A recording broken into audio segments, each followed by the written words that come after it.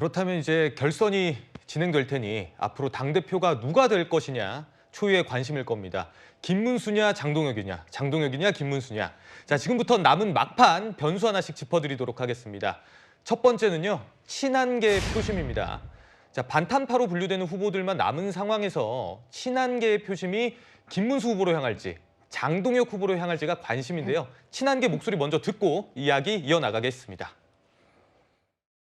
뭐 혹여라도 김문수, 장동영 두 사람이 가잖아요. 그럼 이 쇄신파 표는 어떻게 될 것인가? 일부는 투표 포기, 참여하면 누굴 찍을 것인가인데 아무래도 덜 미운 놈을 찍으려고 그러겠죠.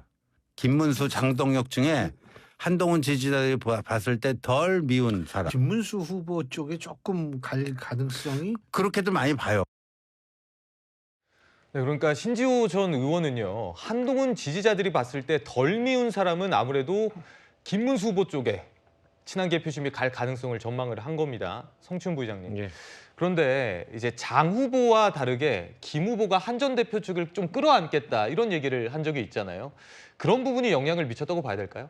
그럴 수밖에 없죠. 그리고 장 후보도 그걸 이용하고 있는 걸로 알려지고 있습니다. 왜냐면은 그래서 김문수 후보가 되면 한동훈이 돌아온다 뭐 이런 슬로건을 걸고 예. 퍼뜨리고 있다고 하는데 한동훈 전 대표가 뭐 어디 갔나요? 그러니까 뭐 돌아온다는 게 뭔 말인지 모르겠는데 근데 지금 장동혁 후보나 이쪽에서 얘기하고 있는 거는 그 내부 총질을 했던 사람들을 다 쫓아내야 된다. 전환길 씨 같은 경우는 친한계 다 쫓아내야 된다고 주장하잖아요. 그런 말에 동의하는 사람과 동의하지 않는 사람, 전 이렇게 나눠질 거라고 봅니다. 지금 어제 최고위원 결과를 보면 한 34만 명 정도가 투표를 했는데 그중에 찬탄, 그러니까 그 김근식 후보나 양양정 후보나 이런 분들을 찍은 사람들이 한 8만 명 정도 되는 것 같아요. 그러니까 예. 그 비율이 한 20%가 넘습니다. 그렇다면 지금 장동혁 후보나 전환길 씨가 이야기하고 있는 거는 당의 20% 이상을 다 쫓아내자고 주장하고 있는 것이거든요.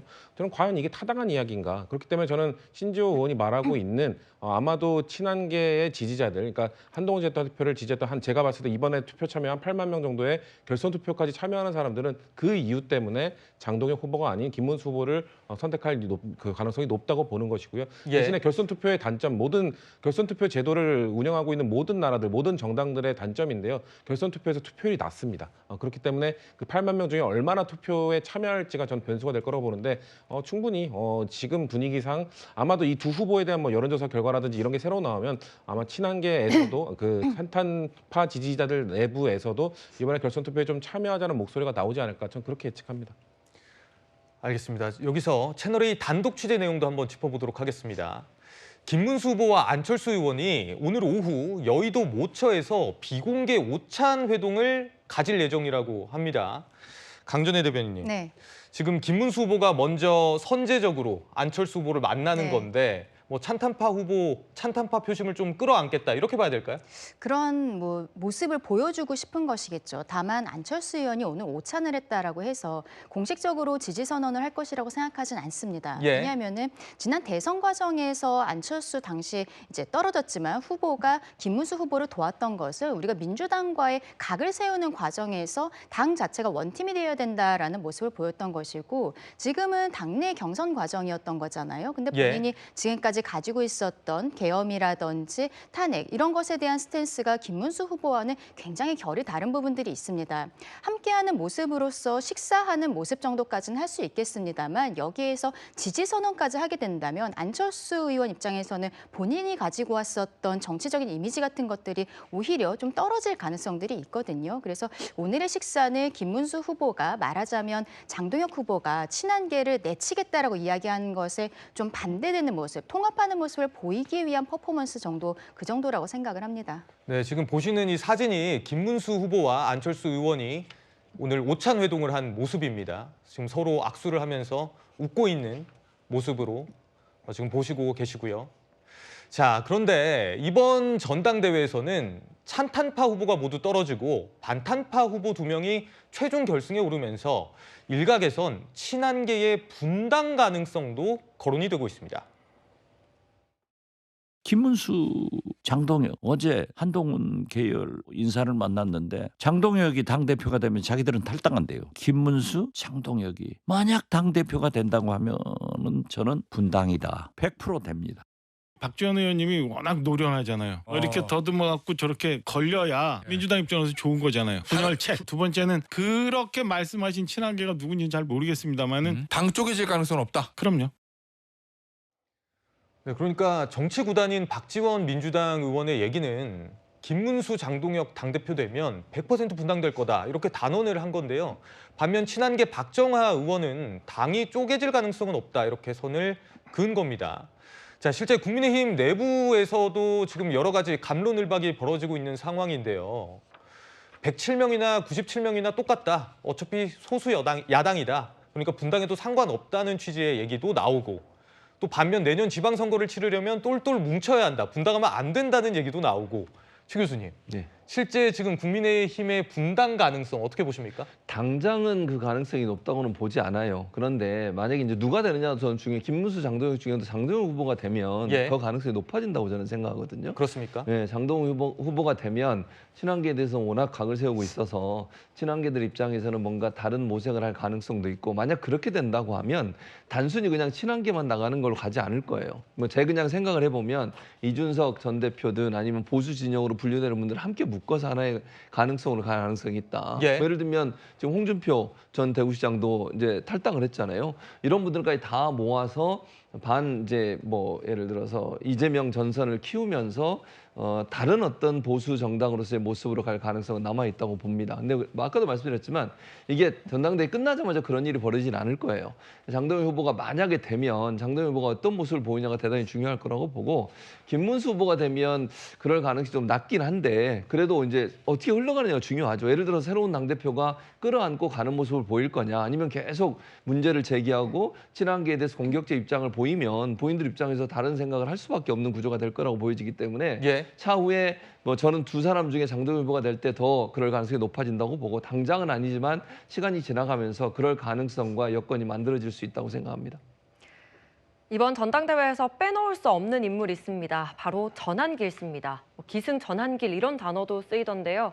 이 막판 변수 두 번째가 바로 전한길 씨, 친길계의 표심입니다. 전한길 씨 목소리 듣고 오겠습니다.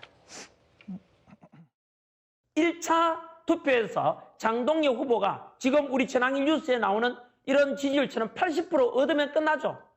그런데 문제는 바로 50%를 넘지 못하면 장동혁이가 50% 못 넘으면 결국은 결선 투표로 갑니다. 조경태와 안철수와 그리고 보이지 않는 세력들이 김문수를 밀게 되어 있습니다. 제 예상입니다. 그러면 결국 김문수가 이길 수도 있다고 생각합니다. 정말입니다. 그러면 전한길 몰랐을까요? 저는 압니다. 그럼에도 불구하고 어제 장동혁 지지선한 이유는 우리 시청자들 지금 보고 계십니까? 80% 시청자분들이 장동혁 지지했으니까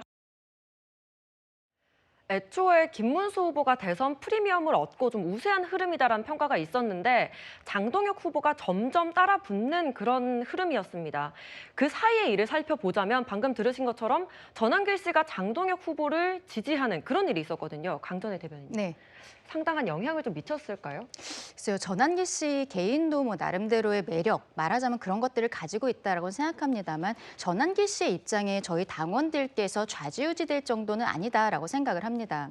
다만 이번에 그 전당대회 과정에서 최고위원회 김근식 후보가 떨어진 부분들 그리고 우재준 후보가 당선이 되긴 했습니다만 굉장히 근소한 차이고 본인은 현역 의원임에도 불구하고 이렇게 4,000표도 차이가 나지 않는 상태에서 당선이 됐다라는 것은 네. 지금 우리 당원들께서는 한동훈계에 대해서 어떻게 보면 조금 부정적인 감정을 갖고 계신 것이 아닌가. 그리고 거기에 대해서 메시지를 내고 있는 것이 전한길 씨가 아닌가라는 생각이 드는 것이죠. 한동훈계에서 조경태 의원이 당대표 선거에 나왔습니다만 특검에 한번 참고인으로 출석을 했어요. 그때 뭐라고 얘기했냐면 당내에 내란잔존 세력이 있다. 이런 이야기를 했습니다. 그리고 네. 한동훈 대표도 SNS를 통해서 상식적인 후보들 간의 연대가 필요하다. 이런 표현을 쓰는 것이죠. 그렇다면 지금 김문수, 장동혁 이들을 지지하고 있는 우리 당원들이 상식적이지 않다는 것인가요? 앞서 말씀드린 것처럼 당내에서의 갈등 갈라치기 이런 것들이 친한계에서 이번 그 전당대회 캠페인 과정에서도 지속적으로 보여준 부분들 네. 이게 저는 떨어지게 된 이유가 아닌가라고 생각을 하고 전한길 씨와 지금 장동혁 후보가 바로 그 부분 내부 총질에 대해서 지적을 하고 있는 것입니다. 앞서 우리가 탈당이라든지 이런 이야기들을 하긴 했습니다만 당장 당에서 나가거나 이런 모습은 보이진 않겠습니다만 네. 왜 지금 당원들께서 친한계에 대해서 손을 잡아주지 않으시는지는 조금 고민해봐야 되는 시점이 아닐까 생각합니다. 네, 국민의힘 당대표 선거를 좌우할 막판 변수 중 세 번째는요. 바로 대여 선명성 경쟁입니다. 오는 26일 당대표 결선, 최종 당대표 선출을 앞두고 김문수, 장동혁 두 후보의 선명성 경쟁이 더 치열해질 것 같은데요. 목소리 듣고 오겠습니다. 500만 당원을 지켜냅시다. 우리 자유민주주의 대한민국을 지켜냅시다. 싸워 이길 당대표, 당원들을 지킬 당대표, 이재명 독재를 물리칠 당대표는 저 김문수입니다, 여러분. 낡은 투쟁 방법을 선택할 것인지 새로운 투쟁 방법을 선택할 것인지 그 선택이 남아 있습니다. 과거를 선택할 것인지 미래를 선택할 것인지 그 선택이 남아 있습니다. 예, 민주당에서 이 정청래 대표가 국민의힘 전당대회에 화환을 보낸 모습도 주목이 됐습니다. 이걸 놓고 정청래 대표가 해산을 외쳐놓고 화환을 보내는 게 좀 코미디 같다 이런 목소리도 나왔거든요. 좀 어떻게 들으셨습니까, 최 교수님? 저는 뭐 정청래 대표가 물론 이제 그 야당 대표를 만나서 악수 안 하고 이런 부분하고 하나하고 좀 다르다고 생각해요. 왜냐하면 축하의 의미로 보내는 것이고 저는 보내는 게 맞다고 생각해요. 네. 양측 다. 그러니까 여야가 있으면 뭐 싸울 수도 있죠. 그리고 뭐 부딪힐 수도 있다고 생각합니다. 그러나 그렇다 하더라도 정치적으로 도의를 지켜가면서 서로가 서로를 존중하는 게 저는 필요하다고 생각하는 사람이고요. 예. 이번에 이제 화환을 보낸 것도 저는 그런 의미라고 생각해요. 그러니까 본인이 사실 전당대회나 이런 데서 본인이 이제 뭐 약속한 약속들이 있잖아요. 그걸 지키다 보니까 이제 아직 그런 모습이지만 네. 저는 이제 그런다 하더라도 다른 당에 대해 행사가 있을 때 또 옆에 당이 뭔가 화환도 보내고 축하하는 메시지를 보내는 것은 지극히 정상적인 행동이라고 생각하고요. 앞으로도 예. 여야가 저런 모습에 있어서는 서로가 서로를 인정하고 존중하는 모습을 하는 게 필요하지 않을까 그렇게 생각합니다. 예, 지금까지 국민의힘 전당대회 얘기 살펴봤습니다.